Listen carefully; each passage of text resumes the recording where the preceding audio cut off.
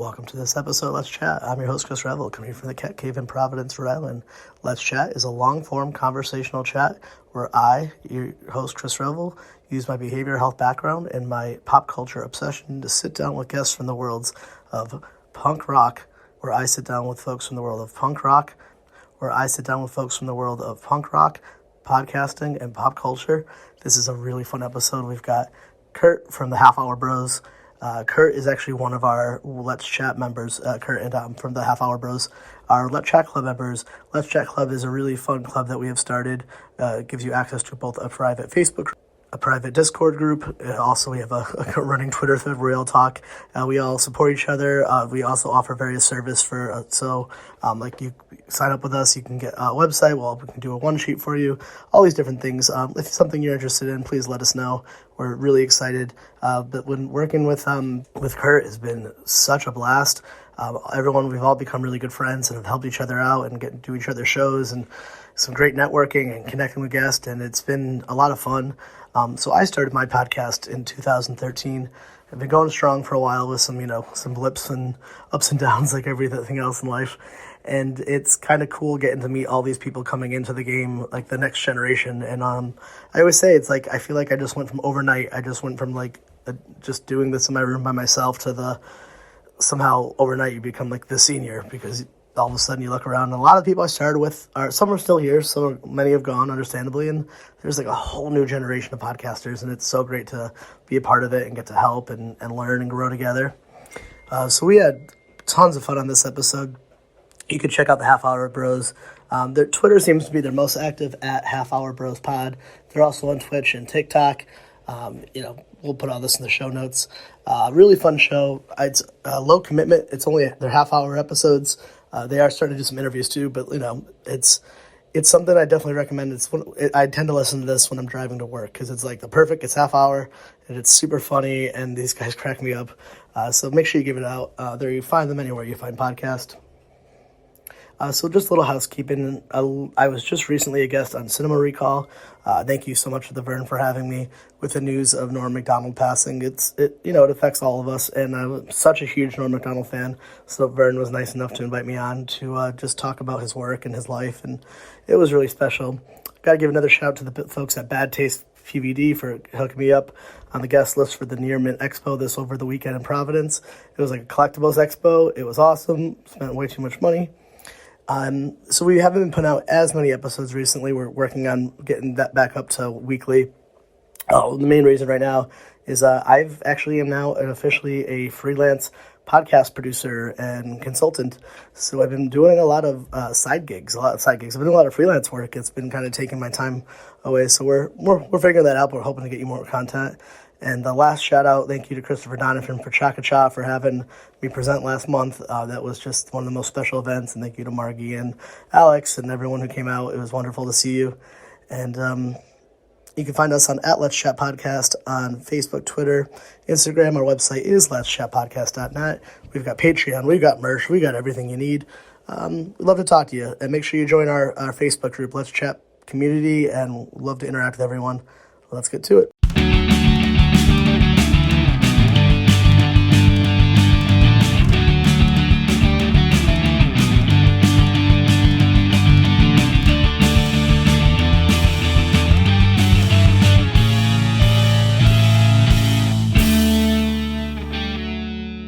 This is kind of funny, right? So like the half of the Half Hour Bro is doing an hour-long podcast.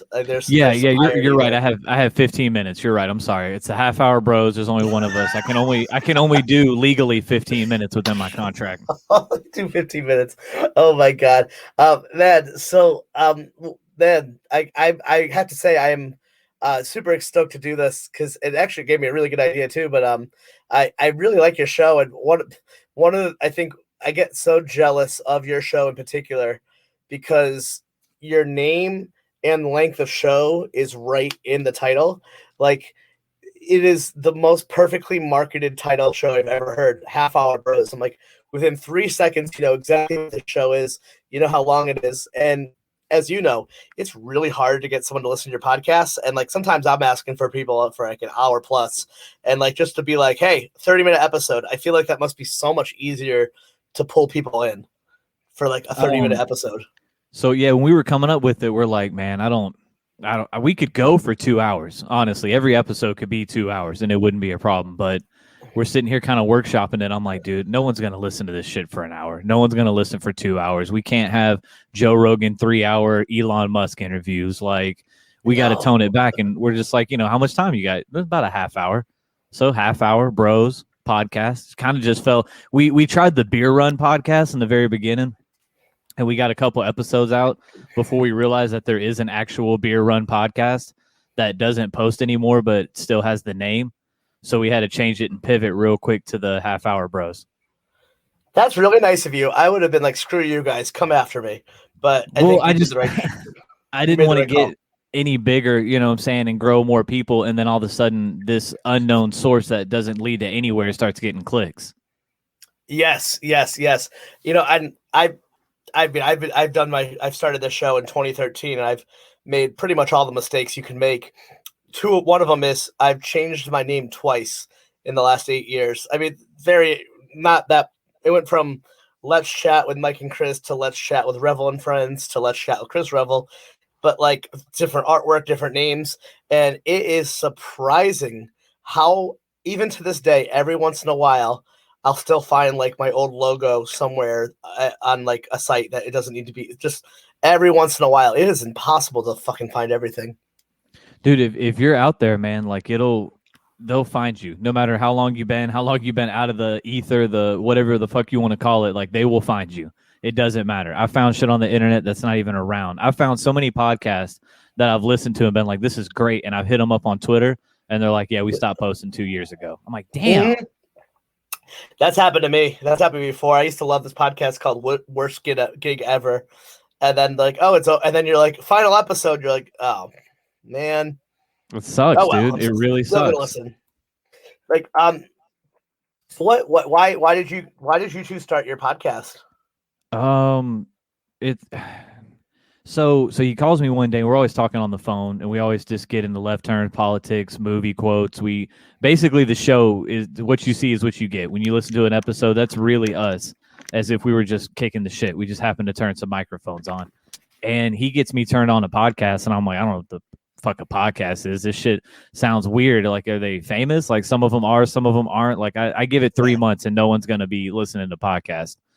So I hit him up in like 3 months and I'm like, we can make a podcast. I was like, I got a guest bedroom. We can do this. And then, started with the iPad and the shittiest mics known to man and upgraded and upgraded and upgraded. And, now we got a fucking iMac in here. So it's starting to turn into a legit, like, more than just a passion project or a hobby. It's starting to turn into something legitimate. And that's basically it, man. We get together. It's at my house. So I'm usually the one that's the most trashed. And we just get kind of fucked up and record and see where it goes. We got an outline, but it's all subject to change the second the mic turns on. Sure. No, I feel man. Like I know exactly what you mean. And like the older you get too, it sounds so weird, but like you have to. It takes work to hang out with your friends, and I feel like the podcast for a lot of people, myself included, it kind of became a way to like secretly hang out with my friends.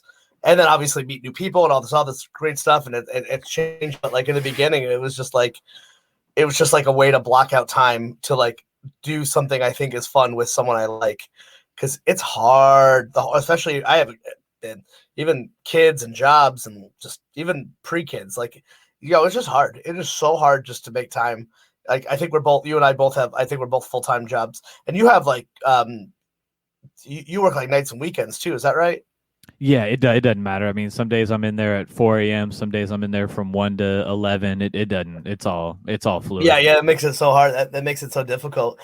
Where are you based out of again? I forgot. You're not. For some reason, I want to say Florida, but is that not right? You're close. You're close enough. Georgia. So I mean, Georgia. Just a little less rain, but it's basically the same place. What part of Georgia? Warner Robins.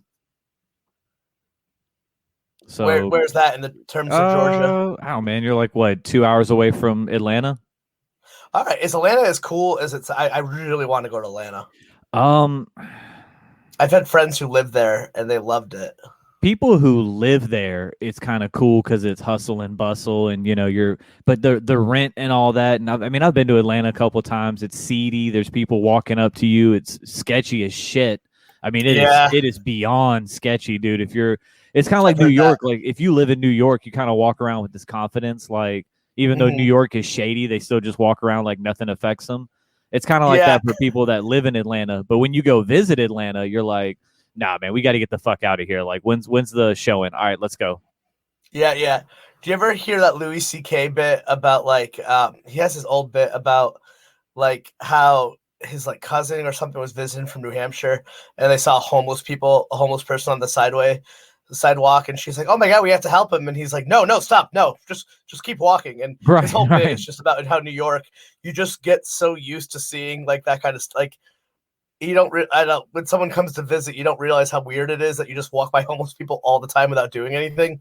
It was really funny. I got to see him do stand up a few years ago. He was so Wow, funny. he's one of my top three favorite comedians like of all time. I love I Louis loved his C.K. I loved his show, Louis. Oh, Louis was the best. Oh, it kind of like Seinfeld. It would like have parts of him doing actual stand up. Oh, I loved Yeah, it. and sometimes I would get like that. Did you ever see the episode where it's like him as a child with the religion episode? It Yes, was yes, yes, that one was just like what the hell, or dude. the one where his like sister thought she was about to have a baby, but then it ended up being gas. Dude, it's his stand up Oh, is when they tried to cancel him a couple years ago, I was like, I can hop on a lot of different cancel trains that are legitimate, but not Louis C.K. You got to leave him alone. I knew that he was. I was like, he'll be back. He'll be back. Yeah, because it was just, I mean, I don't touch on certain subjects, man, but like it was just one of those. It wasn't what the cancel culture was trying to cancel. I feel like he kind of got swept up under it, and they're like, "You're bad too," and it's like, his story had a lot more pages than the other ones. Yeah, I really was always kind of dumbfounded by his react. I always thought that he could have handled himself through all of that a lot differently. But I guess you never know until you're in those situations of like, I get is that maybe that's our dream. One day we get big enough to get canceled. Oh, I would One day, love to get. one I'm day. hoping to get canceled. The second, like an agent, if I had an agent and they called and they were like, "You're canceled," I'm like, "Oh, that's what's up, man. Yes, That's the I, fucking dream." Because then I get to come back. I know. Bree always makes fun of me because I always have this, and I mean this dead seriously. Is I want to get a cease and desist letter. Like I want to do like a lot of like merch. Do like I want like an example. Like I want to do like Baby Yoda and then put Less Chat on it and see if we get Disney to send us a cease and desist letter. Because I'm like, what's more punk rock than having Disney telling you to stop doing something? Yeah, Like honestly, that's and so BA. I might shoot a little lower on the risk field because Disney might just send people in suits and fucking 9 millimeters with silencers at you. Yeah, that is They true. are evil. Disney is notoriously not kind to those things. No, God, no. But no, I would love the press. I would love like if we said something on the show that was controversial and it like hit and blew up. I'd be like, absolutely, let's go, like 100%. I'm riding that whole wave in. Yeah, because I listen to like Fat Man Beyond a lot, and like Kevin Smith will say something, not even bad, but he'll just like say something about, and then comicbook.com will misquote him for every episode. And I get so jealous. It's like, yo, I've had celebrities on my podcast and nobody ever misquotes them and twists it out of state and gets me lots of press and makes me famous. It's like, come on, Dude, please. when you reach hundreds of thousands and up into millions, like the Bad Friends podcast with Bobby Lee and Andrew Santino, they Oh, say a lot I of gotta listen to that. controversial Asian stuff, and they got banned from China, and it was like a medal that they won. They were like wearing it as a badge on the Oh, show that they got banned from ever like going to China ever again. that's a dream come true because like China's government is pretty terrible. Oh, have you seen the Joe Rogan one about the girl that escaped North Korea? No. Listen to that. It's like 3 hours long. Listen to it, and it basically says that China is bankrolling North Korea to be the most evil place in the world because they need North Korea there as like a buffer so the West Yeah. doesn't get in.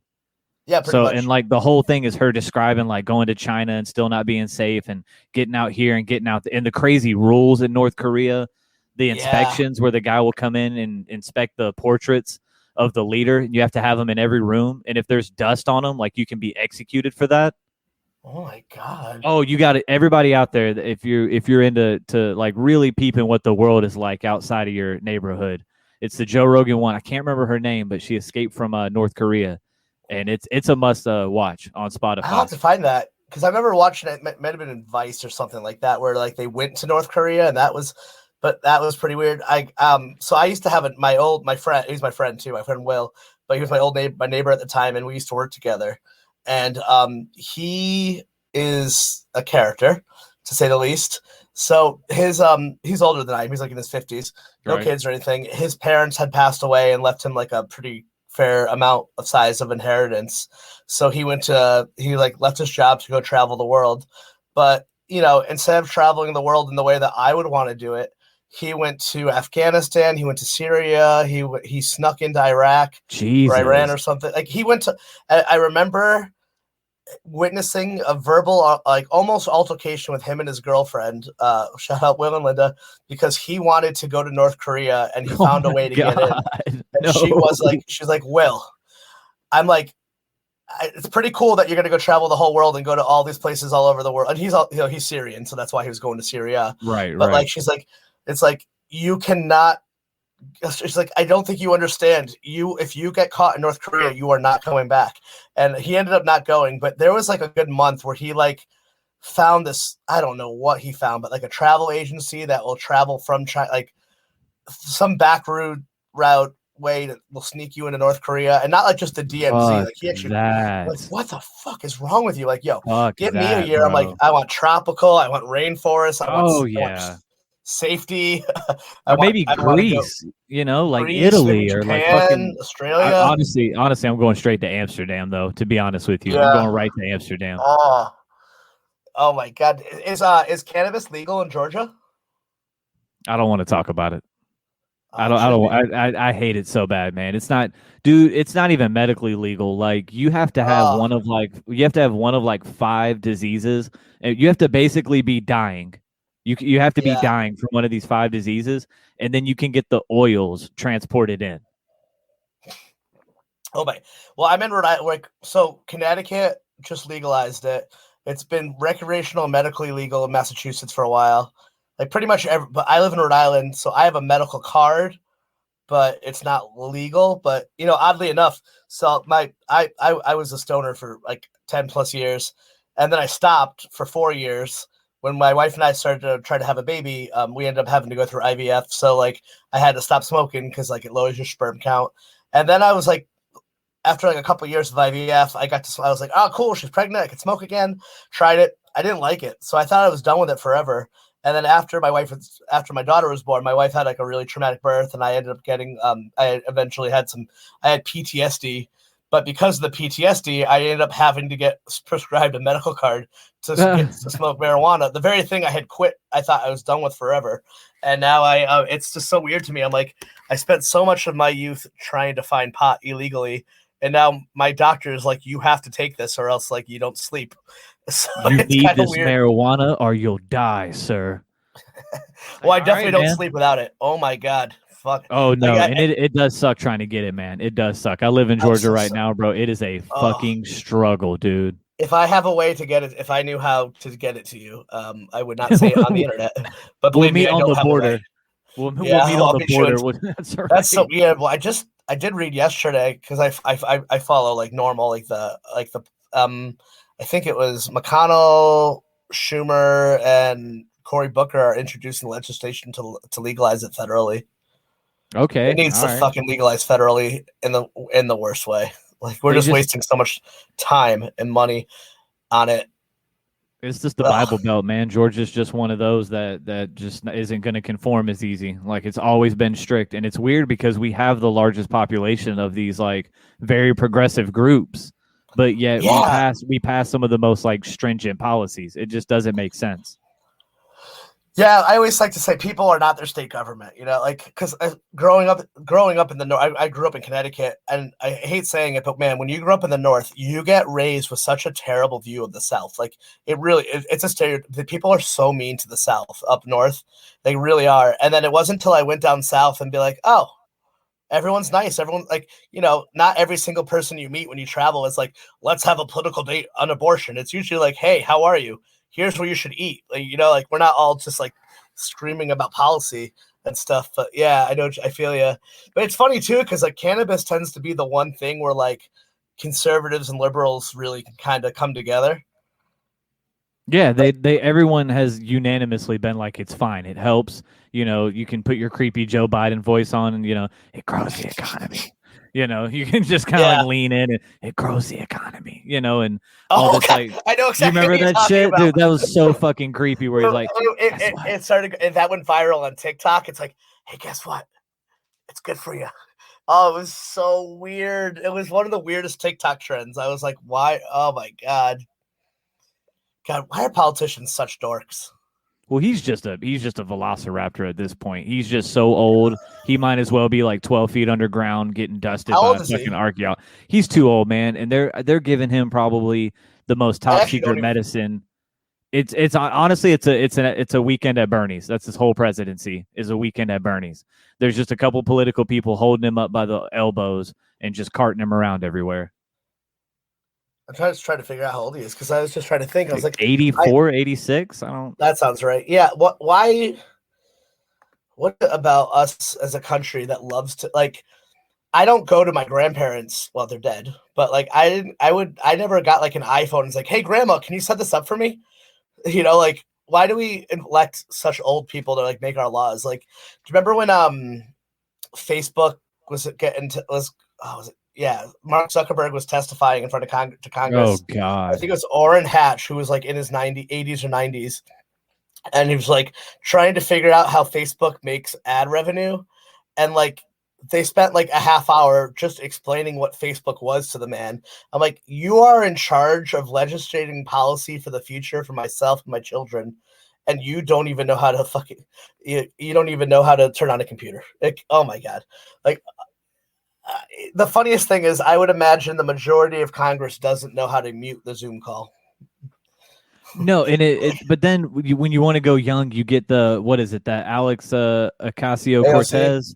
You know what I'm saying? You get her, and I'm not a fan of hers. Like there's no way we're gonna win. I feel like at some point, all of the Supreme Court and all these people are gonna get like a cleanse, and we're gonna get younger people in there. But I just don't think it's going to be the younger people that you want in there, though. Yeah, I guess it's age. I guess there's always it's always like my wife is like super involved with that stuff. I'm more of the like, I'll support you. You take care of all that stuff. I'm not as knowledgeable in those areas. Man, have you ever been to any of the spots in Georgia where they film like the Marvel movies?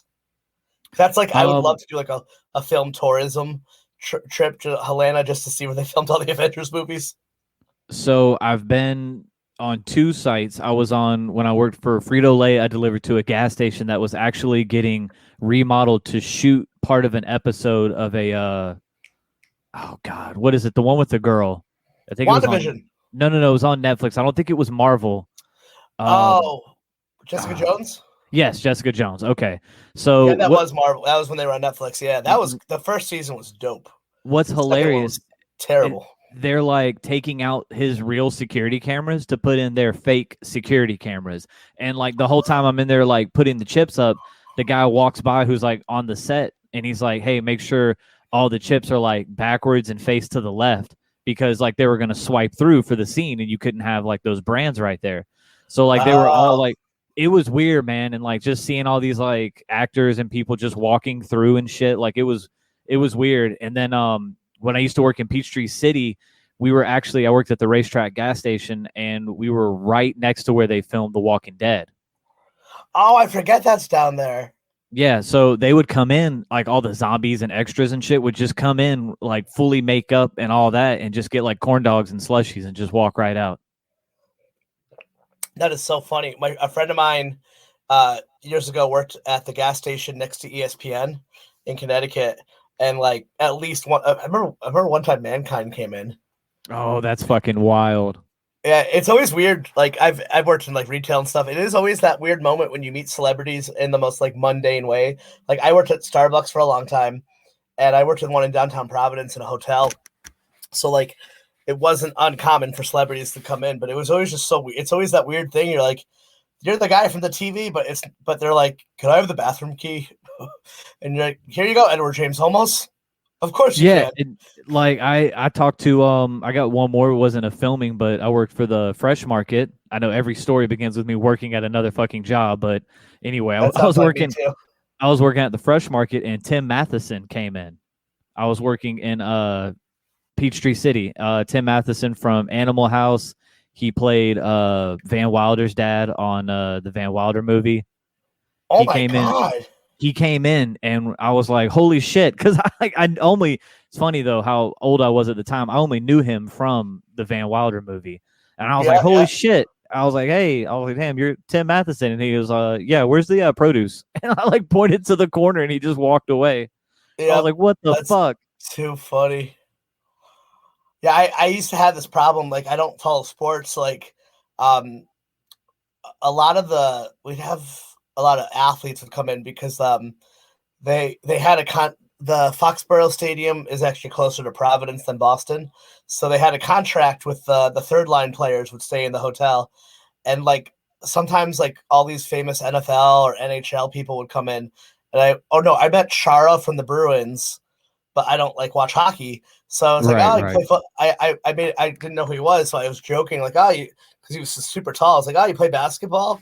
And he laughed in my face and like slammed down like 8 bananas in the oatmeal and laughed at me and walked away. And I always had to have people afterwards tell me who I was talking to. But like, oh, oops. Hey, in your defense, it was the guy that played for the fucking Bruins. I wouldn't have recognized him if he walked up either. I would have been like, hey, you're tall. Have a good day. I was like, you play basketball? Because like we'd have a lot like Magic Johnson. I didn't see Magic Johnson. I did see Snoop Dogg though. That was cool. That's my dream. That's the weirdest thing. There. I saw him I saw him going. It was, oh my God, the funniest story. Like, so like we had a venue right by our venue. So I was like friends with all the people who worked in the venue. Snoop Dogg played Providence. And I was talking to like one of the regulars who worked at Lupo's at the time, was the venue. And I was like, oh man, what was the show like with Snoop and whatever? And he's like, honestly, dude, it was like meeting your dad, who's really high. And he's like, they said Snoop Dogg was the most polite human being, the most polite artist they ever had in, that Snoop Dogg and his like crew cleaned up the green room and left a thank you note. God damn. And you're expecting like rock star shitty trashy behavior. Like they're like, yeah, I mean, it smelled like weed and they smoked everything everywhere, but I couldn't get over that. I was like, to hear like, yeah, it was like talking to your dad. I was like, that's so weird. I believe it though, man. He's older now. He's out of all that gang shit. Like he's out of all that shit. He's just old Snoop, man. He just wants to fucking smoke and be left alone. When you said that too, the gang shit, there is definitely a large part of the population that have no idea that was even part of his history. Oh man, that Snoop back when I listened to Snoop early on, bro, he was banging. He beat a murder rap, remember? Oh shit, dude. Yeah, 187 or some shit like that. Yeah, bro. Holy hell. Did he kill someone or?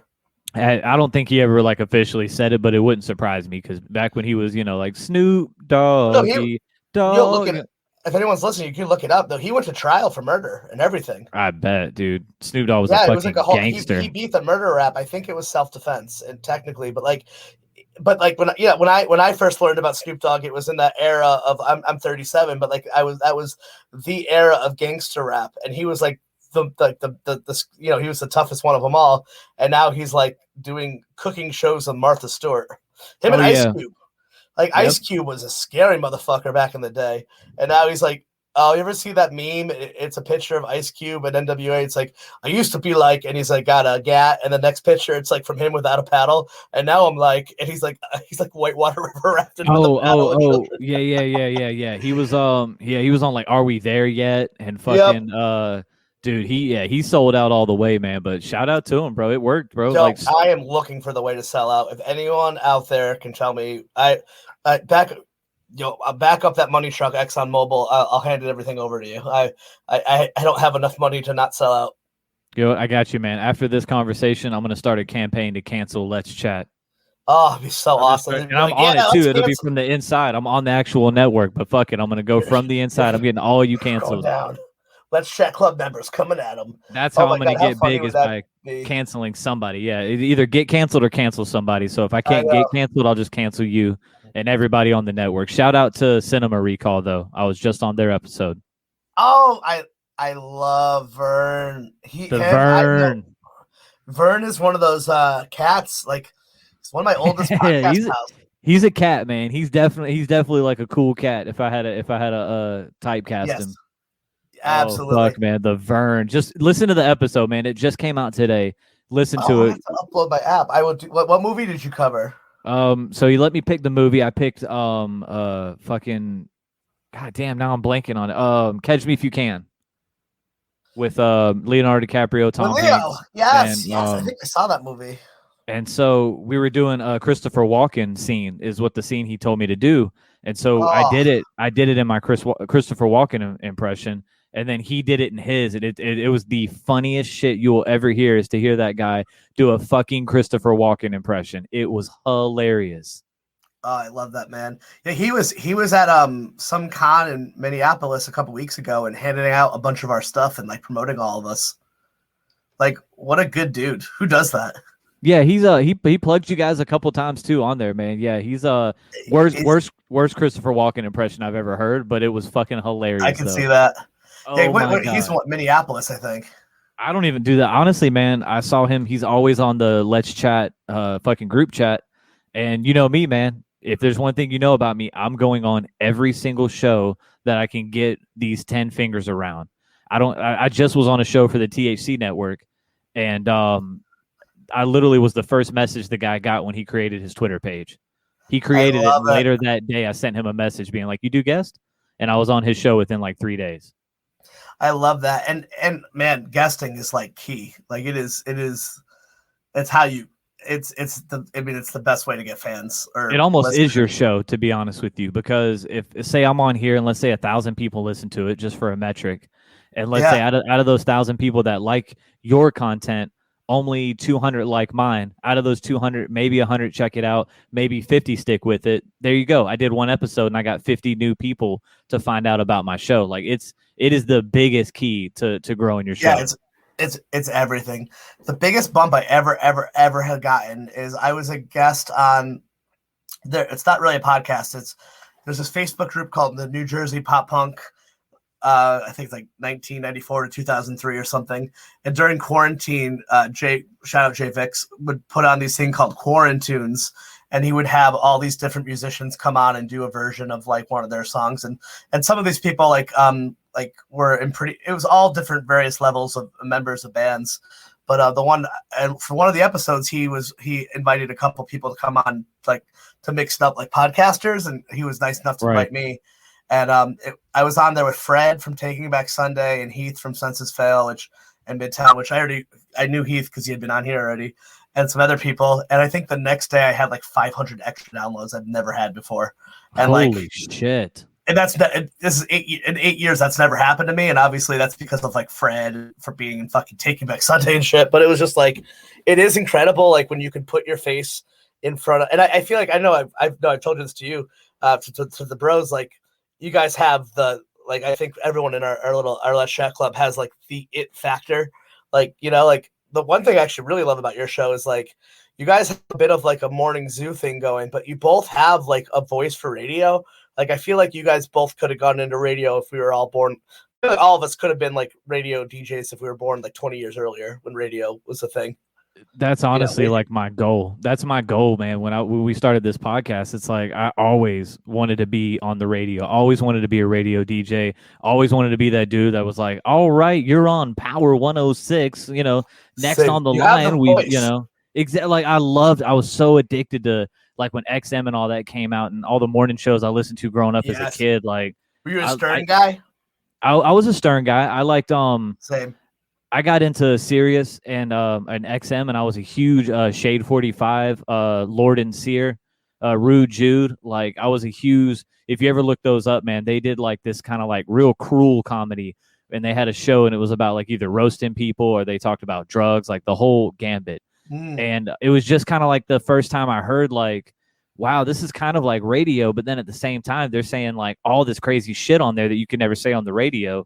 And now to like have a podcast where I can put that out is great. Like I love saying the wildest shit and just knowing that it's out there on the internet for other people to hear.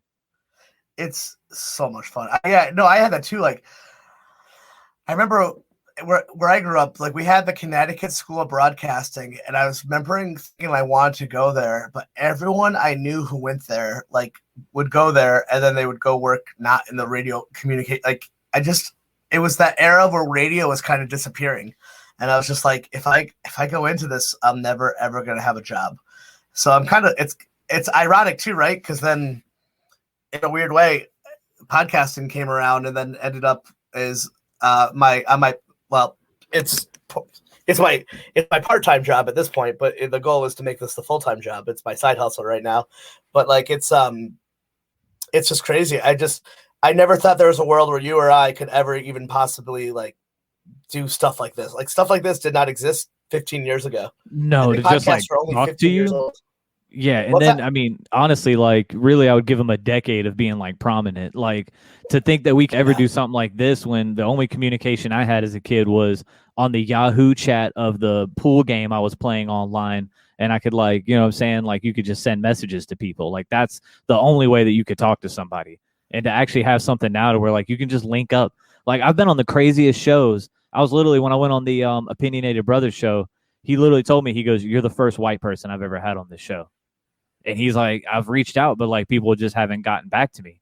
And like I just thought in my head, like how crazy is that I just found this guy randomly on Twitter, got on there just to do a show, just to promote my show. Sometimes, you know, you get your selfish reasons. You're like, I just want to put my name out there on this thing. I don't really even know much about the show. I go on there, end up having one of the best times of my life with this guy. And now he's like, "You're the resident white guy of my show. I'm going to have you on as many times as you want." And now me and that dude are like extra tight. Go check it out. Opinionated Brother. It's the THC Network on Twitter. Like big ups to that guy. Like there's so many barriers you can crack by just being on this thing and meeting people. Oh my God. I mean, perfect example. Vern is Vern. I was on his show, or he was on I don't know when it happened, but like 6 years ago, we did a podcast together, and we've been friends ever since. Dwight, Bree. I mean, Bree. I met Bree was a fan, and then she came on the show, and now like we have a bank account together. Like it's, Bree, Dwight, all those Vern, all these people, everyone, actually pretty much almost everyone in our club, for the most part, are people I've never met in real life. Like these are all people who live all, like I've known, like Bree bought my daughter a present when she was born. Like it's just, you know what I mean? It's just like, it's this weird thing where like, you're like, yeah, sometimes it's just a podcast guest. And then sometimes they turn into these like lifelong friends and partners. And like, like Bree came on and we like built a fucking business and a brand together. I was like, oh, all right. I'm kind of like a host kind of guy, but you're a brainy person who knows how to do things. Okay. When I see like your whole network, this is what the opinion I'm starting to form. When I see the whole network, I'm like, you're kind of like the government that we all see. And Bree is kind of like the shadow organization that runs the entire government. You know what I'm saying? Oh, that like I just imagined that before you met her, she was just a firefighter. And then you were like, "Hey, you can come put out fires for this." And then she just joined the network and just started putting out fires. Like she looks like the type that gets the cat out of the tree and gives it to the kid. Oh yeah. I mean, no, the network the club network didn't even exist before her. Like, right. Yeah. No, it was, I started this in 2013 with a host, and then they quit about 20 episodes in. And then, it's so funny that you said that, because I'm doing a presentation like this thing on Wednesday about like, and I was like having to like write out the history of all this stuff. So I've been thinking about it recently. And then up until the end of 2019, it was me solo for a long time. And then my daughter was born, and then I got super depressed and had post-traumatic stress and tried to quit, and then didn't. And then I started back up, and it just wasn't what it once was. So I was like, I gotta do something different. So I was like, I'm gonna bring in a producer. And that's when Bree came in at the end of 2019. And then the pandemic hit. And then we're like, well, we got some time. And then that's when everything, she's like, she had the idea for the club. I think she had a different name for it. I think, and then pretty much she came up with Let's Chat Live. Pretty much every good idea she had she's had and has become successful, I said no to, and she makes fun of me for all of that all the time. All the time. It's Well, great. Let's Chat Live is good. Like I like the fact that it's not just like a network and you have your shows and then you have your thing and everyone underneath has it. Like you actually have a platform outside of that that's really just focused on like producing content. Like it's literally nothing but a content pump. Yeah, All Let's Chat Live is just dumping out different shows, different audiences, different people like listen to mingling. these cool people. Like listen to these awesome, and then yeah, I like it too because like the part of the reason we wanted to do like a club rather than like a typical network, it's like because then like people like you can get opportunities to go join like a really big network, and I don't ever want to have to say goodbye to anyone. So like, oh, we make it a club, people can stay with us forever, and hopefully you get picked up by like Stitcher or somewhere, or something cool or like a big network, and then I mean the goal is to make this a full-time job. Oh, like I've I've actually I feel like you're probably getting to this. You'll be getting there soon too, because like you guys have been plugging away. But we had gotten hired to produce a podcast that ended up not happening. We got fucked over. But then it actually just led me to. I'm like now I'm taking on like freelance podcast producing jobs because Oh like you shit. know how much podcasts cost, like they charge to make. Like inadvertently, you and I have taught ourselves how to do a $600 per episode, $600 to $1,500 an episode skill set just for fun. Like that's how much. Like the standard low price of like a professional podcast is $600 an episode, and this is stuff you and I are making for free. And it's like I never learned all this to make money, but now I'd like to. I'd like to make lots No, of it. and I have thought of that because we have this equipment in here and we just upgraded it to where we kind of have the software now to where I could produce like a show. And I've thought about going online and we actually, yeah, I mean, we live in a pretty populous area, but finding people and like even people I work with and being, there's a guy I work with, it didn't work out, but he wanted to make a show with a couple of his friends. And I told him, I was like, look, man, I was like, we'll talk about it and I can get like a price up for you for me recording it. He wanted sound effects. He wanted intros made. I mean, Yeah, I've made all the intros for my show. I've made all the ad breaks and stuff in the movie review. I make all that. So, I could definitely make all these segments and shit, but it's something I'm thinking about as I'm starting to get better at it and I'm downloading more like Mac accessible tools and shit to record and like patch in and all that shit. It's definitely a possibility, man, because it's a hobby, but it's one that you have to spend so much time at before you know it. You're like, I'm pretty good at this shit. Like, it's down to a science now. yeah, and like you don't realize how hard. Like I mean, I know it's not like laying brick or anything, but like it's hard to make a good podcast episode. Like first, you yourself, like because we're also the hosts of both of our shows, you yourself have to make the content good. Also, you have to make it sound good, and then you also have to find an audience. Like it's a fuck ton of work. It's a It's like grind. two separate skill sets: making a podcast and getting someone to listen to it, or even having like any sort of brand awareness, are like two separate skill sets. Well, and then you got that's why guesting is so important because I mean I got into these guys BAM Records. I don't know if you've listened to the end of some of our episodes. I interview a couple of these artists, but it's a local music artist group from McDonough in Atlanta, close around there. And I play their songs on the outro. At the end of every show, I play one of their songs to like outro it out and plug them. And because of that, we're all over these posters and T-shirts and merch and like little Whoa! concerts that they throw on in bars. They've got our logo along with like 5 or 10 other people. We're in all their YouTube videos. They flash our logo, and all I did was agree to say, you know what? Yeah, I'll play a couple of songs every episode. Every once in a while, I'll interview one of the artists, like, and then there you go, man. Like, I don't know if you know who she is. Psychic underscore housewife underscore April. That's her Instagram, right? She's a legit like paranormal psychic investigator person that goes into like the haunted mansions. She was mentioned on the Travel Channel. She's been on a couple of shows for them, and Wow! I am 3.5 inches away from getting her on this show. I'm so fucking close. I'm Oh, do so it. close to the point to where like her agents now got our show and they're looking at it to make sure it's appropriate. Oh I feel yeah. I feel within the next month we're gonna have her on and I'm gonna actually get like a psychic reading live on the episode. Dude, I'm so happy for you. Isn't that the coolest feeling when like those little things happen? Like the can you just like take a minute to recognize that like you just dropped like, oh yeah, they're agents. Like when you started your podcast, or I started mine in my fucking bedroom, I never thought I would ever have an agent listen to it to make sure I'm an appropriate for like a person of interest. Like, I remember for me, the first time that ever happened, I interviewed a writer, I don't Michael Price, which also, if you're looking for a guest, he's the kindest human being in the world. He's a longtime Simpsons writer, but he's the co-showrunner. He's the showrunner and co-creator of F is for Family with Bill Burr on Netflix. And he was on my show, and he's awesome dude. He loves doing he does a lot of the indie podcasts. He's a really great guy. And he was like, he agreed. He's like, I just have to run it by Netflix first.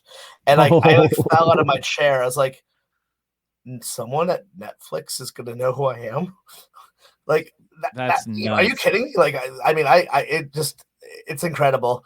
And I feel like you guys too, you've been around for a bit, but man, you guys advanced like quick. Like, you guys jumped a lot of the steps because, well, I think it's, and you know, you obviously have put the work in. But like, there's sometimes like you meet people like I remember when I first met you guys, Sci-Fi Remnant, and then John from Dumbtown Dead. I was just, pretty much the whole clubs. And Defining Disney. I was just like, I don't know how all of you are so good this quick, because you can go back and listen to my first episodes, and they are not very good. And you guys are all like coming in like pretty fully formed. You're like you're coming, you're like you know, like you all started off, and you're like, good, and it kind of made me super jealous, but I'm very happy for you. It's I appreciate it's a compliment coming from you, but it's kind of how quickly are you willing to eat the shit? Because when we started, you know, my brother's got 2 kids, pretty demanding job, so he shows up, he's got the outline, he bankrolls a good bit of the show, but other than that, like, he kind of has a whole 80 hours planned out of his life already. So. Yeah. So me on the legs part of it, I basically just started doing every show, started doing everything I could get. I met this psychic lady doing the second show I ever did outside of our show. I was on the comedy night for a paranormal podcast who would have comedians and personalities on.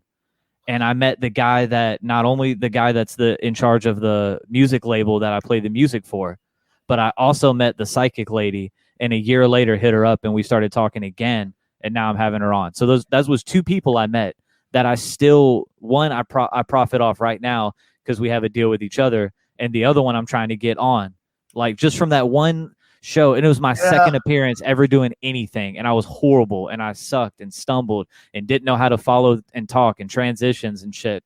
And I just ended up meeting those people, and here I am over a year later, still in contact with one and getting into contact with the other one. Yeah, it's cool. I always say that podcasts are for the people who watch the special features on a DVD. Like, that's 100%. That's like podcast fans. It's like they're people who have to have like I don't know. It's just that people who just need to feel a connection to the art that they listen, that they consume in some facet. And I mean, I still like I had Chris a comedian that I've loved for a long time, Chris Gethard, on, and then I just went to go see him do stand-up in person 2 or 3 Saturdays ago, and it was so weird because, like, I know we don't know each other, but I interviewed him, but like, so I went to go say hello after the show. I was like, oh my God, it's so nice to meet you. You were so nice. You were on my podcast a few weeks ago. He's like, oh yeah, I remember. How are you doing, Chris? And I was just like, that's what? You know who I am? Like, yeah. Like, I know we already talked for an hour, but it's just still weird to me because I'm like, dude, I've listened to you on You Made It Weird with Pete Holmes. I've listened to you on WTF with Mark Maron. I've watched you in movies, and I don't know. It's cool. I just love it. I don't know if you have this, but I find for myself, it's like an addiction. Like, I've tried to quit, and this is the only thing in my life where I find myself this confident, this happy, and like, I don't want to, it's all I ever want to talk about or think about every hour of every day besides like I was going to say besides my daughter, but who are we kidding? It's this. Yeah, 100% it's this. Don't lie. But yeah, dude, like, yeah. It gives you that I love sense Felicity, but come on. Yeah, when you're older and contribute back to society, maybe we'll get a little bit more attention thrown your way. But right now, let me just have my passion. Yeah, right now. So, right now, you watch Thomas the Train. I got stuff to do. It is addicting though, man. Like, I mean, even an hour before we were supposed to do this, I'm on here on GarageBand and on Audio Hijack, and I've got 7 different fucking windows open, and I'm talking to certain people and posting certain episodes and retweeting shit. And Like, dude, it's such a grind, and I've never had this type of drive in anything else in life. God knows it wasn't a job, because every job I've ever had, I've just been like, get me the fuck out of here. Like, but Oh when it my comes God. to this shit, Yeah. I'm like, yes, this is Mhm. it. This is the passion. This is something that I'm actually wanting to take time away from being a lazy piece of shit to do. I love how you said. I couldn't agree more, because at work I've always been kind of a bit of that like I would like to do just enough work to not get fired. Yep, you know, that's it. except my current job, I work very hard, and Yeah, but and we love them. They're fantastic. The company I work for, yeah, all thumbs up. It's a great place to be. yeah, But get me the yeah, fuck out of there. I have nothing bad to say about my employer. But like, yeah, and then it's weird. All of a sudden, then I would find myself being like putting this extreme amount of pressure to like edit on a Sunday night so I can go get to bed before like 4, so I can wake up to go work at a job that pays me, because I have to have this episode out, because if it's not out, only I will notice. But I don't. Yeah, it awakened something in me that I didn't know I had inside of me, and I'm happy for it. I'm so glad, and I feel like it took me, and even it took me like 7 years of doing it to finally feel confident to be like, I think I'm good at this. Like I really truly didn't think that for a very long time. Like it's just weird. I don't know. It's like I like, that's why I love meeting all of you who are like kind of coming in being like chest puffed up, be like, yo, I'm ready to go. I'm good at this. We're hitting the ground running, and we're just gonna go. I don't care how many people download. We're just gonna keep making it no matter what. And then when you don't care about the downloads, that's when you get downloads. Yeah, we cared about them a ton, and they started to drop. So now I'm in a phase of like not focusing on them, because we had a large amount come out of India. Believe it or not, almost half of our download, and I actually had to contact Libsyn, because I was like, hey, are these legitimate downloads, or are these like bots? And Libsyn sent me like this whole page back being like, no, these are legitimate streaming sites, and India actually has a very like booming podcast audience coming out of Really? there. And they're doing nothing but just finding American content through podcasts and just absorbing them. But then COVID hit India really bad, and Yeah. they kind of hit this ultra pandemic, and our numbers like just boom overnight. Now, do you like the Lord of the Rings movies? Eh. Yes. No, I don't. Who am I kidding? I don't dislike them. Okay. I watched them once, like them, but I don't go back to them. What about Harry Potter? No. What's a good one of those type movie like series that you like? What would be one of them? Are you just anti those in general? I guess I am. I don't mean to be anti those. I don't It's like know. you didn't like Twilight, you didn't like No.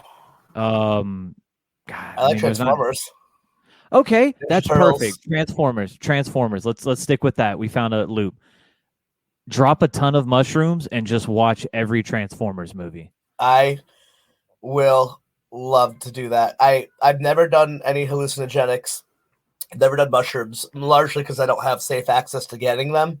Right, But right. if I can get them like legally and like get childcare figured out, I will promise you that we'll get together. If this ever happens, God, imagine the day where we all have like, we can make enough money off this where we could all fly somewhere, and like we could do like let's chat mushrooms, and we all just take a bunch of mushrooms together and What? record Let's it. chat ayahuasca. Do like the ayahuasca. Oh I've my always wanted to try God. that. I would But make that no, an episode. I have dropped about 5 to 6 grams of mushrooms and watched every Lord of the Rings movie. Before the Hobbits and shit came out. This was when Okay. there was just the Lord of the Rings. We dropped a ton of mushrooms and watched all of them, and Oh, it was the best, most horrifying, scariest, most like oh, laughing fucking dude. When the music would play and it would like zoom out over this army, and it was just like we were literally like my friend's underneath a blanket, and he's just like, just let me know when it's over. Just let me know when it's over. oh, Like I love it it. was the wildest shit ever. It came to life. In my day job, I'm part of my job, I'm a drug counselor, so I get to hear all these fun stories. And I have a client I used to work with a few years back that used to love dropping acid and getting into a deprivation tank. I would definitely And try like, that. I would definitely try that. dude, I do not trust my brain enough to be in a deprivation tank. Never mind acid. Well, Like and I'll tell you you have to this be the though, most zen like, motherfucker to get to a point where you can beat a fucking deprivation tank on acid by yourself and not freak out. okay, I'll give you that, but I will tell you this. I have tried mushrooms and acid is a way better experience physically wise and like spiritually wise or whatever you want to call it, like trippy wise. That's kind of what I want, because like I've hallucinated like from like not doing drugs, like from just like I do EMDR therapy, which basically is like mimics the same experiences of mushrooms, that of the brain pattern as doing like psilocybin, like the microdosing. So I've had like that stuff, but it's a little bit different. But like I liked it, but like it is, I see when people say it is spiritual, because I'm not a spiritual person, I thought. And then I've had some moments where I'm like, maybe I am. Maybe there is a God. I don't know. Maybe I'm wrong.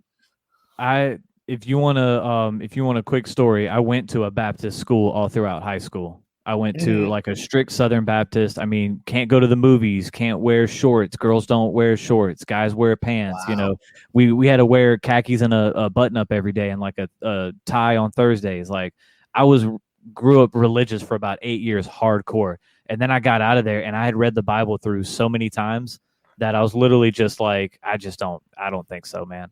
I think they hit a couple good points, but I just don't think so. And then you fast forward later, I did acid one time and I dropped it, and I accidentally dropped like 3 hits. And I went out so far. This was the night my friend, it was in a Visine bottle, right? And he didn't have like a measure. So he was like, just barely touch it and 1 drop will come out. And I'm like, cool. And I touched it and like 3 drops were like, doo, doo, doo. And I was like, oh shit, you can't not do it. You know, once you have it, it's not like if you put mushrooms in your mouth, you can spit them out. Once you've dropped it, it's a wrap. Like, goodbye. Like you're gone now. Really? And my friend, it gets to my friend and he might already be messed up at this point. He goes to squeeze it and squeezes half of the Visine bottle into his mouth. Literally, you could play it back on a tape in slow-mo. I couldn't tell you how many hits he did, but it was into the 40s, 50s, 60s, could have been 100 hits. God only knows. He spent the entire night in the back seat of the car, and there were 5 different moments we forgot he was there because he didn't say anything. And then like 6 hours into it, there's just dead silence, and you just hear this from the back seat. So what y'all getting into? And we lost our shit because we had forgot he was back there because he hadn't spoke for 6 hours. He hadn't spoke. He would light a cigarette up, and that's all you would see, and then you'd forget about him. Wow. And then 6 hours later, he spoke. We all like got out of the car and ran. But yeah, that night, man, I took a pretty deep dive spiritually. So, yeah. Do you think that like my wife went to her entire life, all of her education from kindergarten to bachelor's is Catholic school, which then she says has made her a devout atheist. So like, did you find that had a bit of that effect on you? Like it kind of, they pushed it too hard and you kind of pushed back and then you found a little bit of it. My wife now, I think she would say she's more spiritual than she was a few years ago. You know, a couple existential crises could do that to you. I think they hit a lot of good points. Every religion does. And I think with the Christian religion, I found it to have a lot of good in it. But then when you read it, you go, well, you can't take this verbatim. You know, the church was so hardcore. They're like, this is the inherent, unchanged word of God. It's 100% this. And I'm like, we'd still be killing folks if we took this shit serious like today. Like, it's you have 5 authors. How can it be from God? And also, man, history's already told you that there's a couple books that actually didn't even make it into the final cut that were legitimate books of the Bible. So, but I just think that there is something out there. I just don't think it's the guy that's in all the pages. I don't think they got that part right. I don't think that somebody that's so great, loving, and wholesome and awesome would create a world in which all this bad shit goes down, because they always want to blame it on sin. Like, it's our fault. This is the way the world is because we sinned. But it's like a video game. Like, who created us? So this guy that knows everything made us to sin and then made us have to repent back to him to get into heaven, or you'll go to a hell that he also created. Like, it just doesn't add up, man. I'm sorry. And I don't belittle anybody's religion, because believing in nothing is just as crazy. So, I mean, like, everyone's wild for having their opinions, but it just didn't make sense to me. But I still respect anybody else's view on anything. I'm going to steal that from you. Believing in nothing is crazy too. I've never heard it put so well. It is, man. I mean, every idea is crazy because none of them are right and none of them are wrong. We're all floating in this limbo together. Too many people come out and they're like, no, this is the answer. I know why. It's like, buddy, it's not, man. We'd all be freaking out if we actually knew. Like, so obviously nothing to that more. I feel like over the years, when I was younger, much younger, I was much more of a staunch asshole atheist. But I think at this point in my life, I'm I don't know, atheist or even agnostic or whatever the fuck it's. I don't know. I honestly, that's my answer. I don't know, but I'm sure would like to learn more. Like some of because I was a huge Joe Rogan fan when he was one of the people who I would listen to years ago, and I would always love when he would have on like religious scholars or that stuff. But some of my favorite, I forgot this guy, but he long time ago, a few years, it wasn't that long, but he had some religious scholar on who like had some theory that is gaining acceptance that Moses took like peyote and stuff like that. I'm like, now you're talking. Right. Like I think I hear a lot of good ideas, but I'm not going to commit to any of them because some people will try to sell me on theirs and I'll just go, could be. It could be. Yeah, possibly. I'm not ruling it out. Sounds pretty plausible to me, man, in the span of I don't know, man. I think the world is a lot more statistical than it is spiritual. I think a lot of things happen because they happen. Like, can you believe this happened? I'm like, well, yeah, in the span of eternity, eventually it is bound to happen. Like, that's true. This is just how And that's a crazy thought to have, as much as there's a person who created all of this. Like the fact that you're like, no, it's just all chaos and there's no reason is equally as crazy as Buddha or Muhammad or God or the Zeus or. You can tell that I'm not a religious scholar at all because I threw Zeus in there. It's literally, it's all just, this is how it happened. It's been going on for eternity. There's probably been an infinite number of worlds, an infinite number of Earths, an infinite number of times that this has happened and times that hasn't. This is just where you pick up in the movie when life snapped and made this universe. I think about that all the time. Like and there's that beginning of the Cosmos where Carl Sagan goes, you're a speck, I'm on a speck, I'm on a speck. And for some people that fills them with existential dread. And for me, that makes me so happy. I'm like, at the end, like even when I get stressed out about world politics or just life or anything, I just have to take a second and be like, it's a miracle that I even exist. I'm floating on a space rock and nothing matters. I'm just a speck. And then I can kind of like, okay, bring it in. Like that, for some reason that centers me to be like, okay. Yeah, to know how much you don't matter and to how little like you are in the span of everything. Like when people take history and they're like, this is serious. I'm like, it's history of our planet. Like it really doesn't fucking matter, guy. Like there's somebody 8 billion. Yeah, they're like, like it just doesn't matter. We're gonna be in this cycle forever. Like, but to help wrap it up, if you want to check out my show, Half Hour Bros Podcast. This is how you can tell you're a podcaster. You know how to do it. Go check it out. It's a little more drunk and I don't know, lackadaisical, I would say, than this one. It's a lot more like just bullshitting with my brother. We do get into stuff like conspiracy theories. We do get into stories. We do get into crazy shit. I'm sober for this call, fortunately. Well, I'm not drunk, but anyway, I'm usually drunk on the show. I would say I'm sober, but I'm usually drunk on the show. So it is Half Hour Bros Podcast. You can check out our TikTok, Half Hour Bros Pod. We're on TikTok. Twitter, Half Hour Bros Pod, halfhourbros@gmail.com. To be honest, just type the fucking thing into Google. It's going to bring you right up there. There's nothing else that's going to pop up. Oh, man, thank you so much. And before you go, I have one last question. Has anyone or any of your fans told you that you have the absolute most contagious, amazing laugh? I hate that, man. Don't, because then I'll laugh now, and it's not. I got self-conscious when we started doing the show. I was like, I'd listen to my laugh. That was the thing that pulled me in. Oh my god, I love your laugh so much. Your laugh, like you can be laughing at something that's only like kind of funny to me, and then I'm like cracking up by the end of it. I've listened to Half Hour Bros and had to pull over because I was laughing so hard. So that is a ringing endorsement. Everyone, and 30 minutes, short, pretty small commitment as well. I appreciate that. I honestly do appreciate that, man. Thank you. Thanks for having me on too. Thank you. Oh, of course. Yeah. You guys have become my like morning show because like It's like when I used to listen to morning radio. I'm like, all right, pop that on, and by the time it's about 30 minutes to get to work, and then bam. So awesome, man. Thank you so much, and have a good rest of your night. Hello, potential listeners. My name is The Vern, and I'm the host of the Cinema Recall podcast. On most shows, myself, along with some great guests, we will talk about a movie and then some of the most iconic moments that happened in said movie. On top of that, you'll get bonus shows where I will give you short reviews about new and classic movies, or I'll just rant and rave about something going on in the entertainment industry. So come check us out. We're available on Anchor, Spotify, Stitcher Radio, Apple Podcasts, Google Podcasts, most other places. Don't forget to follow us on social media. On Twitter, we're at cinema_recall. And then on Facebook, Instagram, we are Cinema Recall Podcast. Don't forget to email us your ad spots to play on future episodes. That email is cinemarecall@gmail.com. Hope to see you around, and thank you very much for listening.